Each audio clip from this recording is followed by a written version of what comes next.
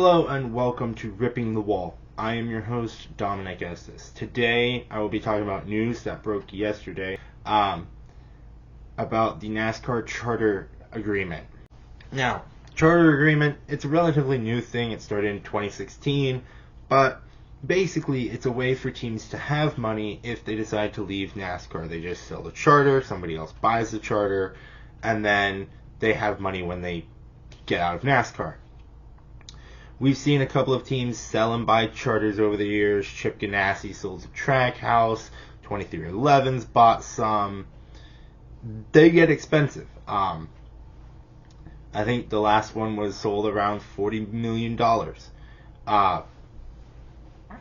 But what does this have to do with today? So today, well, not today. Yesterday, news broke about the NASCAR Charter agreement because it ends this year. And the news is that the teams have decided to not negotiate with NASCAR and instead let their charter agreement end.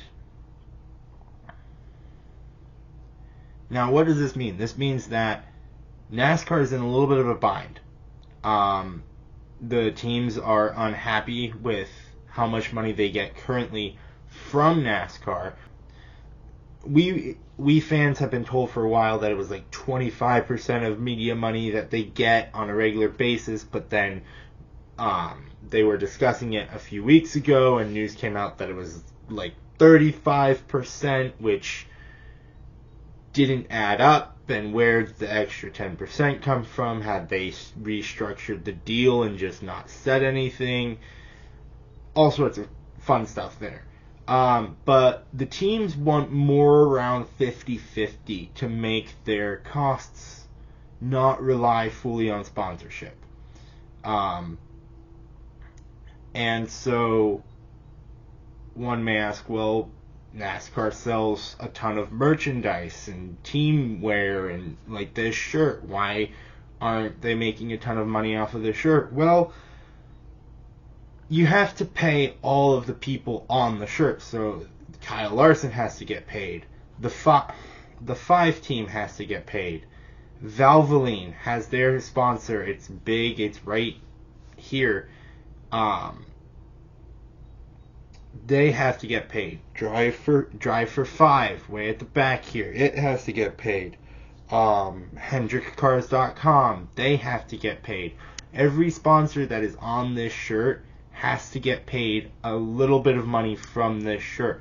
So, like a few years ago, maybe last year or something like that, Kyle Larson went to a dirt track and sold about $13,000 worth of sportswear, and he got to keep all that money because it was just his name on that shirt. So that's why the shirts aren't making as much money as people would think for NASCAR. Now the tracks, all their money goes to them. They pay a little bit to NASCAR, but most of it stays at the tracks. The payout, that goes to the teams, and then you have the media rights deal, which we thought was 65 to the tracks, 25 to the teams, and 10 to NASCAR itself. But now we're hearing that it's 35, so where's that coming from? Not sure where the extra 10% for the teams came from. Did NASCAR take some out of their change and some out of the track's change? Not sure. But the teams right now, they want a bigger portion of the pie. They want about 50-50 if they could. Right now, NASCAR is offering 42 and 39. And remember, like, this isn't like the NFL where you would have two teams on one game bringing in whatever dollars that game brings in, and it gets split between the two of them, however the NFL splits it up. No, there are multiple teams being shown on a daily basis, well, on a weekly basis for NASCAR. You got Hendrick, you got Joe Gibbs, you got Penske, Wood Brothers, 2311, LMC, Front Row, Rick Ware, Colleague, Trackhouse, SHR. All these teams get the money split between them, and at 25%, it's not a big chunk. So you can see why they want more cash, so that they can rely less on sponsorship, because sponsorship, it's getting harder to bring in.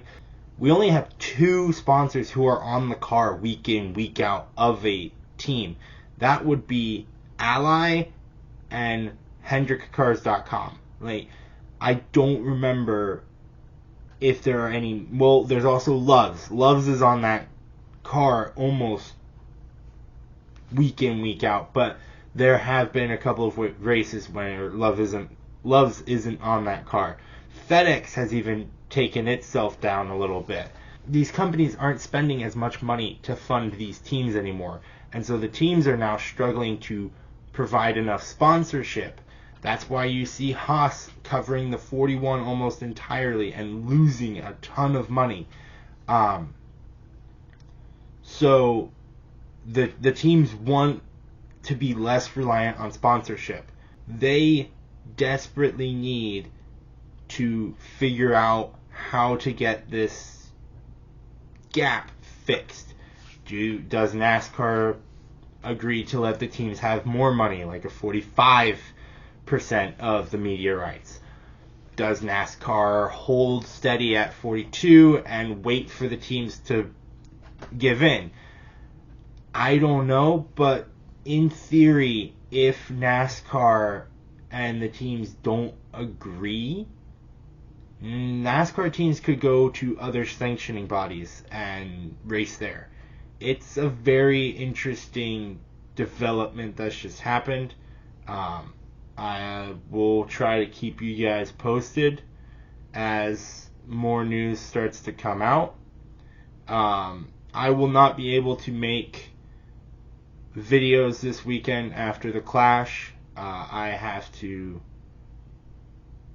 go home for the weekend, and I will not be able to record a video. But I will try and keep up as best I can with this NASCAR news and get a video out to you guys as soon as I can about the Clash and everything that comes out of the Clash. So yeah, this has been Ripping the Wall. I'm Dominic Estes. Have a good one.